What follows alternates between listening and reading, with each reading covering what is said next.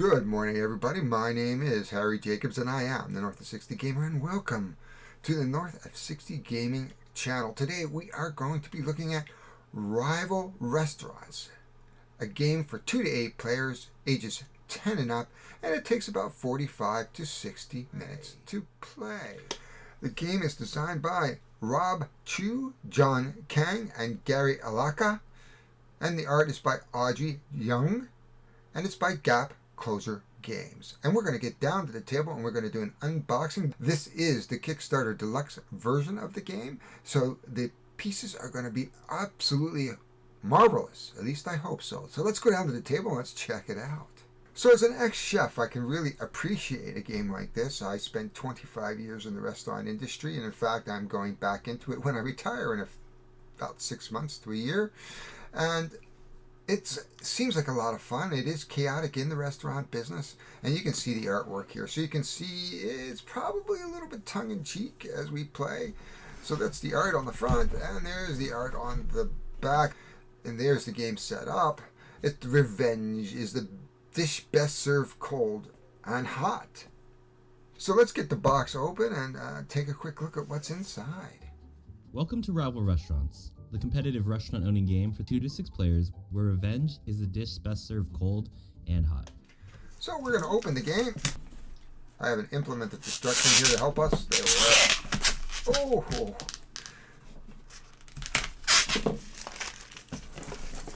There we are.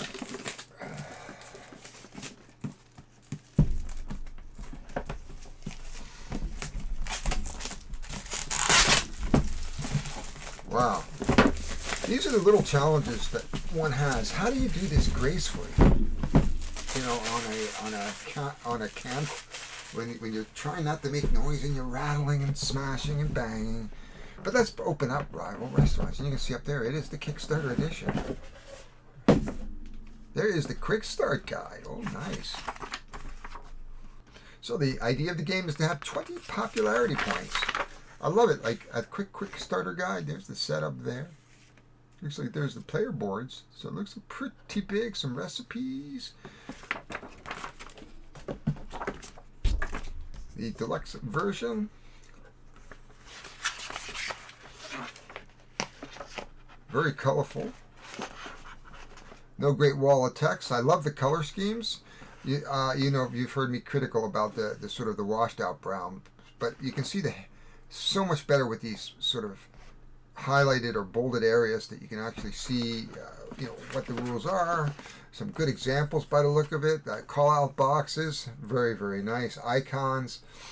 So I think that's a pretty nice way of going. There we go. Look at that. Some very nice charts, but we'll dig more into that. Now, I don't know this game particularly, but there's lots of these boards here. Progression of the day. I don't know what any of that means, but we'll find out as we learn the rules. These look like, oh, these are the different restaurants. Now, you know, for a deluxe version, I gotta say, I don't know what they are. Discard tray. Place stickers on discard tray as shown. Okay, we have to put some stickers on. So there is our restaurants. We have a number of different restaurants. You can see tongue-in-cheek. There's the Mexican restaurant. That looks like Crouching Dumpling. I'm not even going to go there. Rising Sun. So we have a bunch of different restaurants. Quite a few, actually. All with their own popularity and different icons. Let's explore that a little bit. Obviously, we're going to need to put some stickers on somewhere. I am not sure, but we'll figure that one out in a minute. Let's take a look at the board. We'll open the board a little bit. So there we are. There's the action board. This goes in the center. There it is. And you get cards here, and you can buy ingredients. There's your Chop Shop, the Dairy King. We have some action cards, the island. I'm not sure what that does, but each one of these, from my understanding, is that you're going to put a figure on it, and then you're going to negotiate with other players, and you have about a minute to do it. Uh-oh, we got a punch out, and there's looks like some of the characters that you can play. We'll deal with that in a minute. Oh, we've got some. Oh, I just love making these things. There we go. Wheels of food of some sort. I'm not quite sure, but there's 8 of them. But that makes sense because it's an 8-player game. We've got some nice trays. That goes right into the center. We have itty bitty cards. And they'll go into itty bitty sleeves. And it looks like there's plenty of room for them. Oh, these are the different cards. Like, here's your eggs. So that would be your dairy. Yeah. And there is your fruits. Really cute. Oh, we have tofu right on top. Yeah, my favorite food. And we'll show more of these cards once I open them. I'm going to sleeve them up. We have dinner and a show. These must be your customers. So we've got our different. I don't know what these are. Not yet, anyway. Foods or sailing ships or something. Well, let's open it up and see.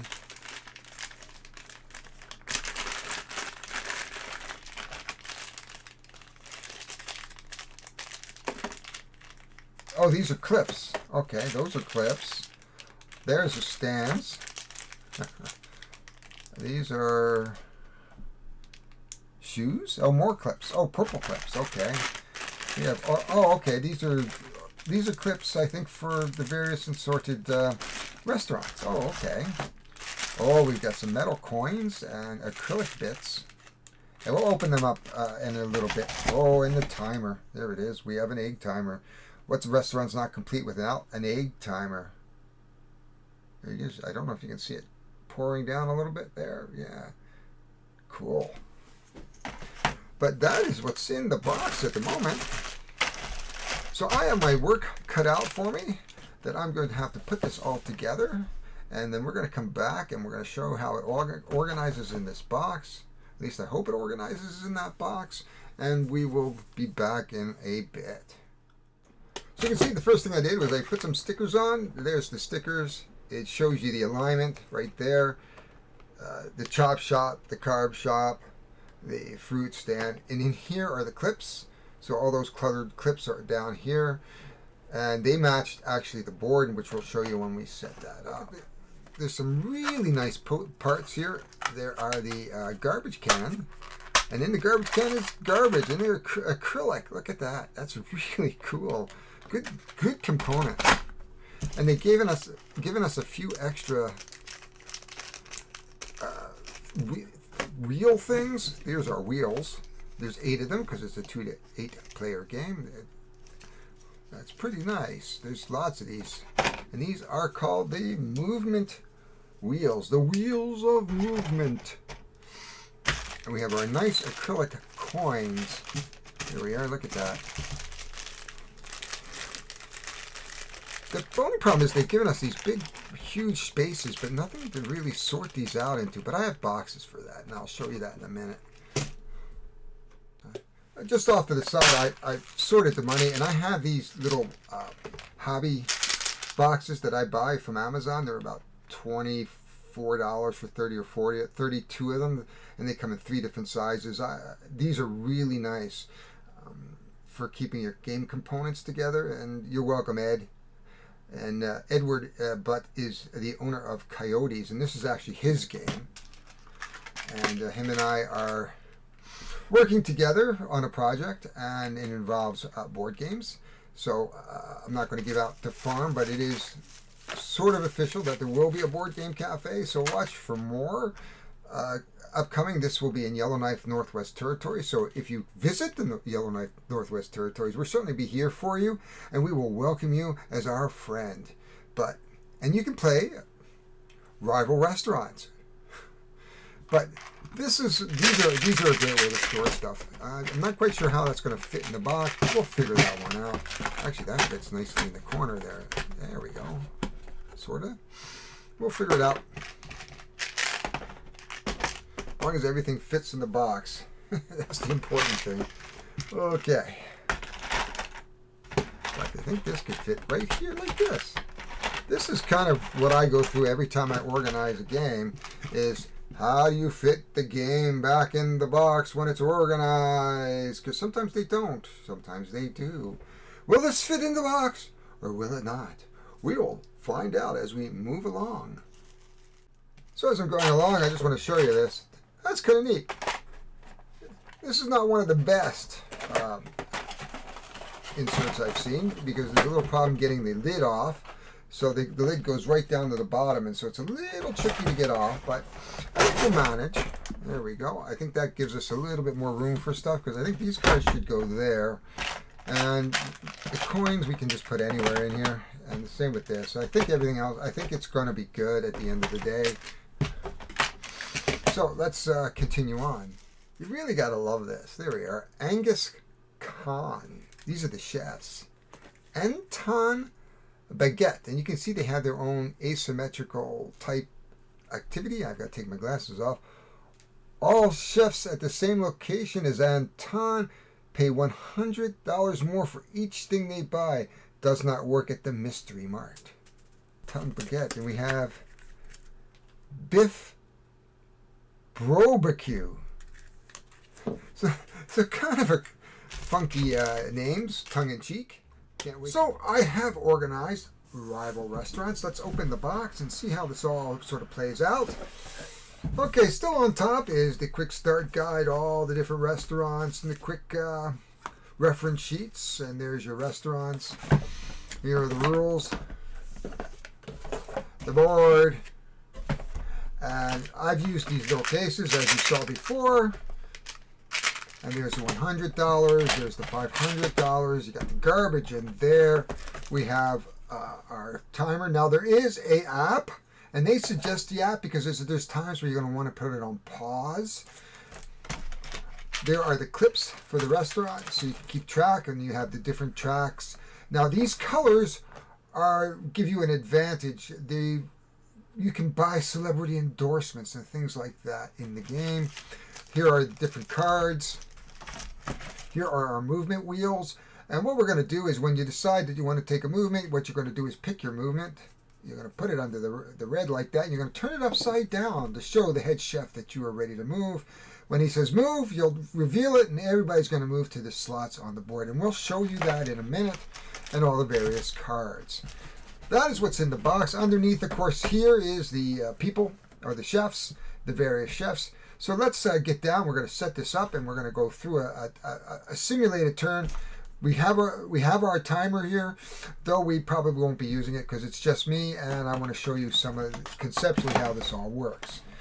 But what happens is there's 3 basic phases. So let's get down. Let's get it set up. Let's talk about how this game plays. So here we are. We have set up the main board at the moment, and you can see there is the island in the middle here where we have our discard trays and we have our clips that we use for the various enhancements, and the enhancements give us special powers, and you can see them on the top of the restaurant card, and we'll explain that once we look at these a little bit closer here. But you'll use these clips here to indicate which enhancements you have. Like if you have the double top cooking, you'll be able to cook both recipes at the same time. You always must have a basic recipe and a gourmet recipe, and we'll talk a little bit more about that in a minute. Here are our different areas along the board. We have our vegetable island, we have our fruit stand, we have our carbs, we have our chop shops, and we have our dairy green, and we have the mystery ingredients. Keeping in mind, as a chef, we all know what the definition of a fruit is, and a fruit is something that has a seeds on the inside. So if you're looking for your green peppers, you're not going to find it at the vegetable shop. You're going to find it at the fruit stand. I didn't make up the rules. This is Rival Restaurants. So we have our decks ready to go, and then what we'll do is we'll actually set up each of our ingredients along here, and then we're going to look at the player boards. To begin the game, set up the market board by placing the discard tray with upgrades in the center and corresponding ingredients in each market. We recommend leaving one ingredient face up in each discard tray slot closest to the market so that the players will know where to put the discarded ingredients. Place the garbage bin and action cards in their allocated areas and leave piles of coins in easily accessible areas for the players. Place the 2 decks of recipe cards to the side of the market board. So now you see we are ready to go. We have laid out our markets with the various items. In our vegetables, we have onions. In our vegetable land, as they call it, we have our onions, scallions, carrots, leafy greens. We have alien goo, tofu, wine, and chocolate. This mystery stuff adds value to the meals. So they give you a little bit bonuses like extra popularity or things like that. So you can shop here as well. And then, of course, you have your carbs, rice, flour, bread, potatoes. We have our dairy, milk, eggs, and butter, meat, shellfish, fish, beef, and shellfish again. And that is how this board sets up. And then what we do is we will deal our players 2 cards each of their chefs, or we can deal 1, depending on how you play. This game's pretty flexible in terms of how you want to do that. So let's just say that they would deal these 2 to me and these 2 to the rival restaurant. And I would choose which chef I would want. So I have kimchi, and they have a special power. During money and move, Kim can pay 100 to the bank in order to force one chef to switch locations with her. Can't be used against chefs at the Mystery Mart. The same chef can't be targeted 2 days in a row. So each turn is a day. Or I can play Gohan Sushido. During buy and barter, Bohan can buy 1 shelf face down ingredient from any market except the Mystery Market. So not only can he buy 1 here, he can go over there and pick something up. And so that is how that. So what I would do is I would pick up Gohan Sushido as my chef. And as you know, when I play, I like to play with my knight. So my knight is going to play Gohan Sushido. And our orc is now going to select. We'll give each chef a move wheel. We'll give each chef a recipe, both a gourmet recipe and a basic recipe. So our orc has French onion soup and minestrone soup. And our Gohan has a tiramisu. And basic is Chinese, and it is chicken fried rice. And the way it works is, here are the ingredients listed. It's worth this many popularity points. It produces garbage. Now, garbage you can get rid of by going to the island. The only problem with that, of course, is that if you don't go to the island and get rid of your garbage, you're going to lose 1 point of popularity for every garbage that's in your hand when you're cooking. So there's tiramisu, and it generates 2, and it's Italian. So depending on the restaurant, you can get an extra popularity. So if your Chinese restaurant is serving Chinese food, you get an extra popularity point. And we'll put them there. For now, we're just going to line up here so that we can see what we're doing. There's not a lot of space here, as you know. We're just going to push this off a little bit to the side so we can just make a little more room. There we are. We don't know who. We can know who the chef is now, of course, and he has picked General Stroganoff. During a buy and barter, Stroganoff can take 1 non-Mystery Mart ingredient from any chef by paying them $100. This ingredient may not be listed in the other chef's recipe. So in other words, you can't steal an ingredient that a chef is going to use. It is rivals, not cutthroat, I guess. And then we would give out the restaurants. So there are the various restaurants.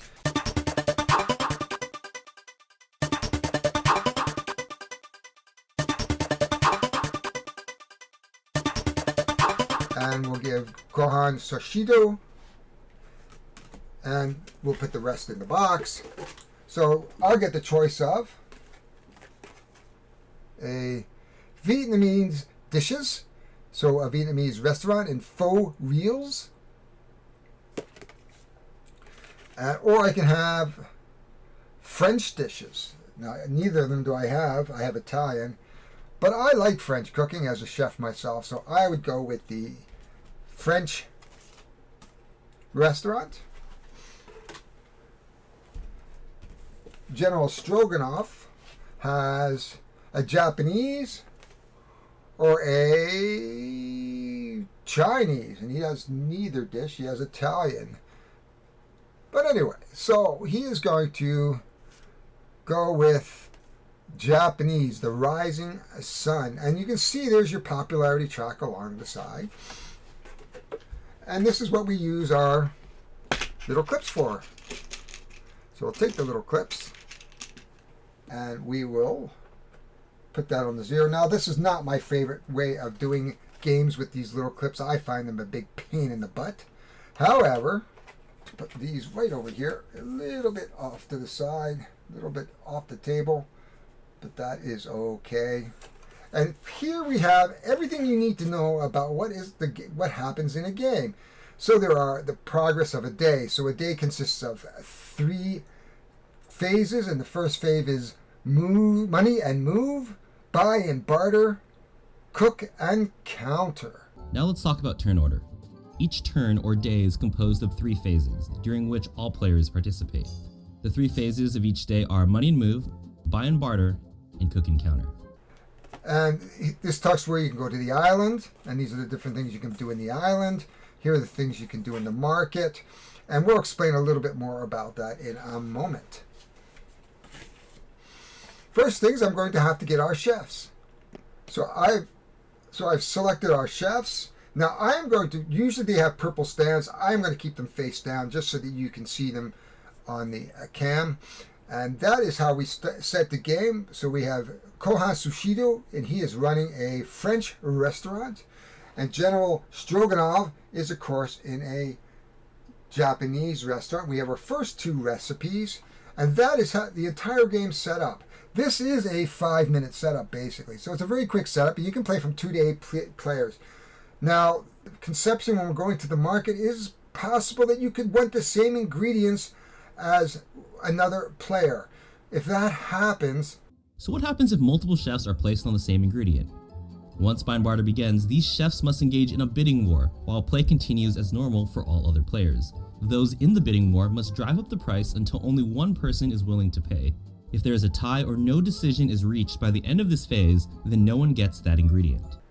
And the person who bids the most money wins. If you both have a tie, you can bid for garbage. You can add garbage to your hand to get that ingredient. So, but remember, when you get that ingredient, you've got to get rid of garbage. And that is all there is to it. So we have our orc, and we have our knight, and we are ready to play the game. And the game starts off where we are basically going to give each player one of each kind of ingredient, except for the mystery market. And the ingredients can be faced up. Everything is pretty much face up here except for the action card. And we'll give each one of these players an action card as well. We'll just put that under there. So we'll give them an action card. Action cards are things you can do at any point in a turn, and I'll show you mine in a minute. Then next we're going to General Stroganoff, his 5 cards. Now what we do is when we look at our cards, we can look at our recipes and see if we match anything on our recipes. We have an onion. I have nothing here with an onion, nothing here with a cheese. Oh, cheese. So there's a tiramisu. I can put a cheese there. I have flour. And that is the only thing I can actually match at this point. General Stroganoff would do the same thing. He would look for garlic. There is no garlic. Beans.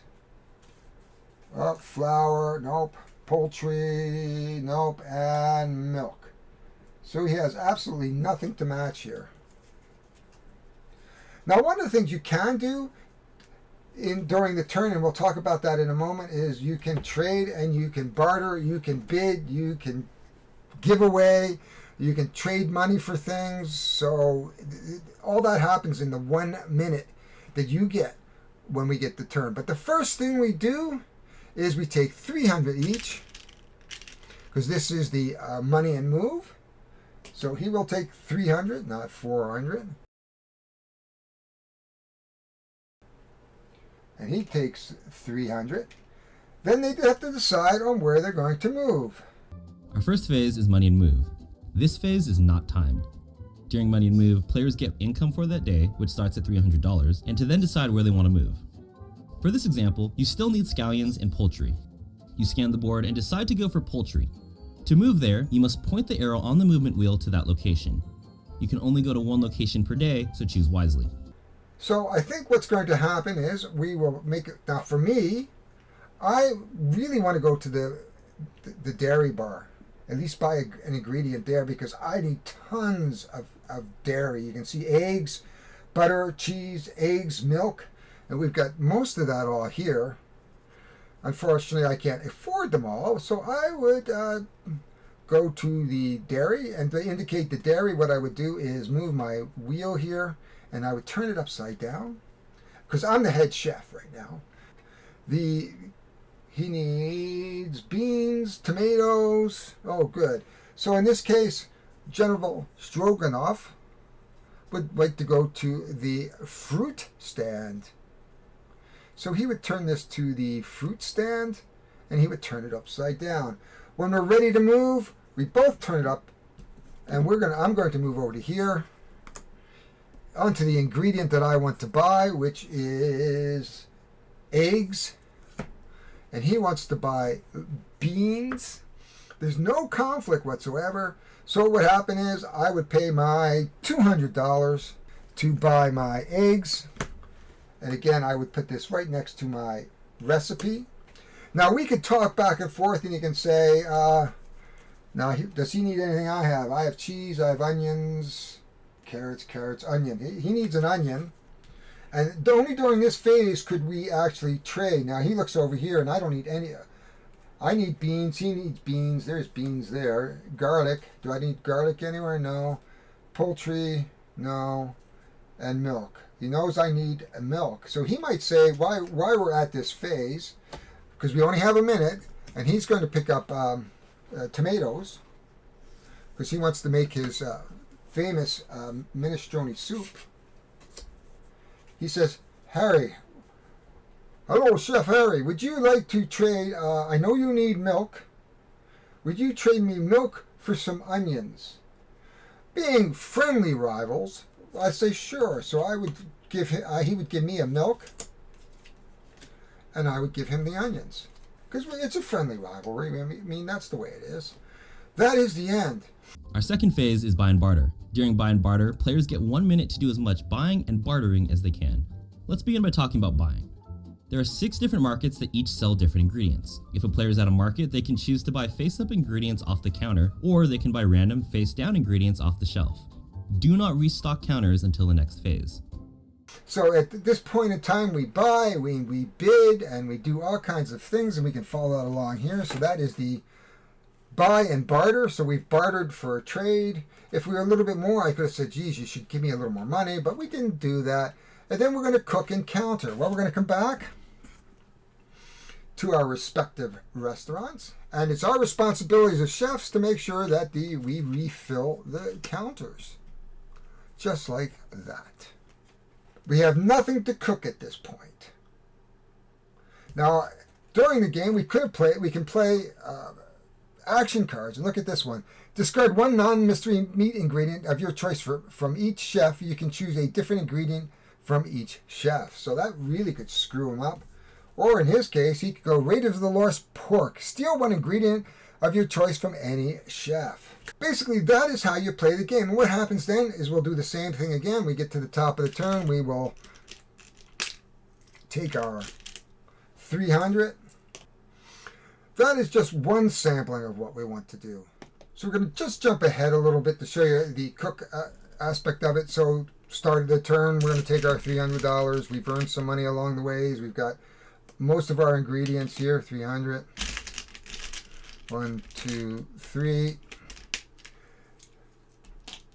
I need chocolate. That's the only thing left I have for my tiramisu. So I am going to go to the mystery shop. Chef here needs noodles, which is here. So he's going to go to the carb shop. Head chef says move. I move to the chocolate. He moves to the carbs. He pays 100. I pay 300. Seems a little bit unfair, doesn't it? So he's going to get his noodles. I'm going to get my chocolate. And I go, whoa, wait a minute. Food recall. I can discard one non-Mystery Mart ingredient from any chef. And I go, well, you know, chef, I'm going to take your noodles. I'm going to discard it. I'm going to put that right over here into the carb shop. And this chef is now fuming. Because what happens now, of course, is that we go to the next turn, to the bottom, which is our cook and counter. And I'm going to say I've got all 6 ingredients for my tiramisu. Our last phase is called Cook and Counter. During this phase, players can cook recipes to earn popularity points, and the market counters are restocked. This phase is not timed. During Cook and Counter, chefs return to their restaurant and may cook a recipe if possible. If a player is able to cook, they announce it to everyone and have the player on their left verify that they have all of the correct ingredients. When you successfully cook a recipe, the used ingredients are discarded. You gain popularity, and garbage is created. Slide the cooked recipe under the restaurant and replace with a new recipe, a basic for a basic and a gourmet for a gourmet. When you accumulate 3, 7, and 12 popularity points, you get a restaurant level up bonus. These bonuses must be used immediately unless it says from now on. A few notes. Players can only cook 1 recipe per day unless they have a double cooktop upgrade, which allows them to cook both recipes. If there is any garbage in your restaurant when you cook, any recipes you cook are worth 1 less popularity per garbage. If you're able to cook a recipe that is the same cuisine as your restaurant, you get 1 additional popularity. After you're done cooking, it's time to restock the market counters. If there's still an ingredient in the rightmost counter on any market, it expires and must be discarded. All remaining counter ingredients slide all the way to the right, filling in all available space. Shelf cards are then drawn to fill in all available space on the counter. If you run out of shelf ingredients, take the discard pile, shuffle it, and place it back on the shelf. After cooking counter, as soon as players are ready, you start a new day, beginning with a new money and move. So I have chocolate. Not only that, chocolate says can't be sold at the island, but I'm actually using it.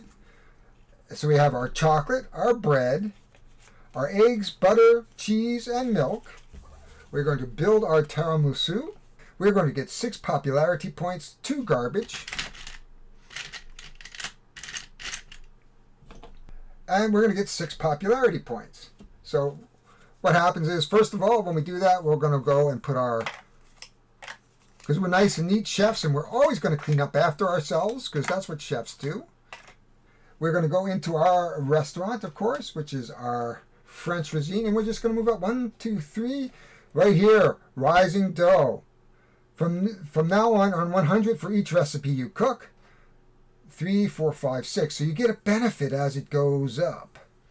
And that is how we cook a item. I would take a new recipe.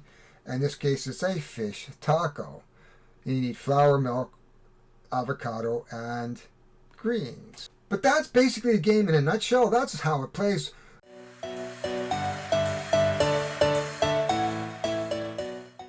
So here you can buy upgrades for your restaurant. And so, you know, the chef over here could come over at some point and spend $200 and get a basic recipe book, which allows him to pick up 4 recipes and choose one. He can get a gourmet recipe book, so he can spend $300 to pick up a purple to get an upgrade to his gourmet recipe book, which allows him to pick 4, choose one. Here is our double top stove. We can actually work on both and cook both on the same day. Otherwise, you can only cook one on the same day. You can get a celebrity endorsement, which increases your daily income by 100, or social media advertising, and it'll also go up for $100 per turn. So you could there are ways to increase your income through the game. So you can go from 3 to 500, giving you a little more flexibility. Because when you go to the island, you're going to want to get rid of garbage. Maybe you want an action card.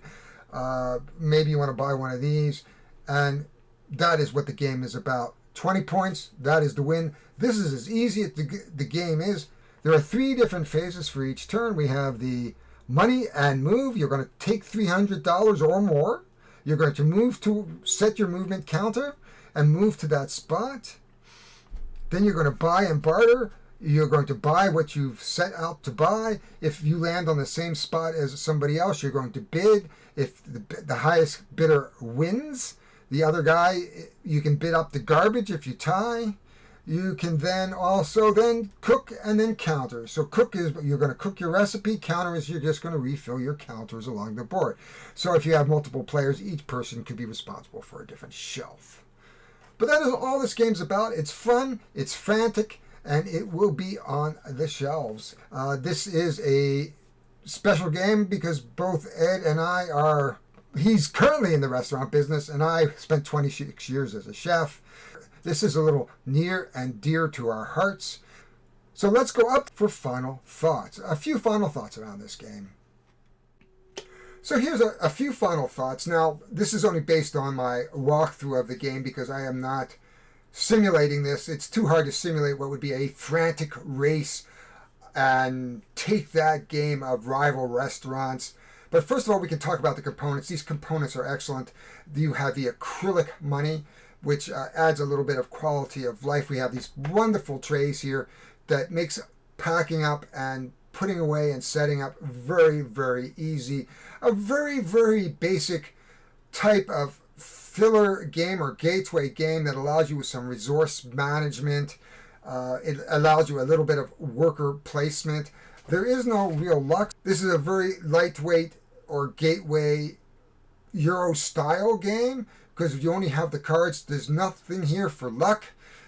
Yes, you could grab a ingredient out from underneath the chef, but that's typical in any Euro, is being able to grab something that somebody else wanted. You have that bidding mechanism, of course, but really, this is really a good starter game. It would be a lot of fun. I think the kids would like it because it's really just matching. I would say that, a 10 or 12-year-old could play a game like this very, very easily.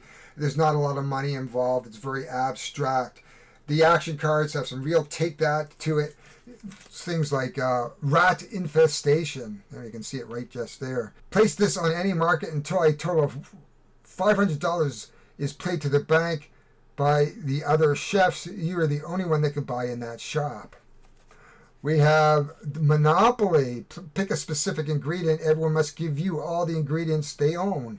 So there's some really take that into that. And I know that people really like that in a game. And I think that makes that game a little bit more frantic.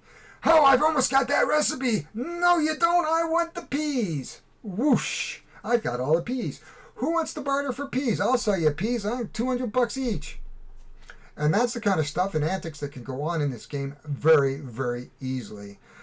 I can't wait to play it. I am hoping we're going to get to it, to play it with the gang maybe this week or next, as soon as we have some time. There's a lot going on, and I'm hoping that you will join us at some point, maybe at Coyotes, and ask for this restaurant.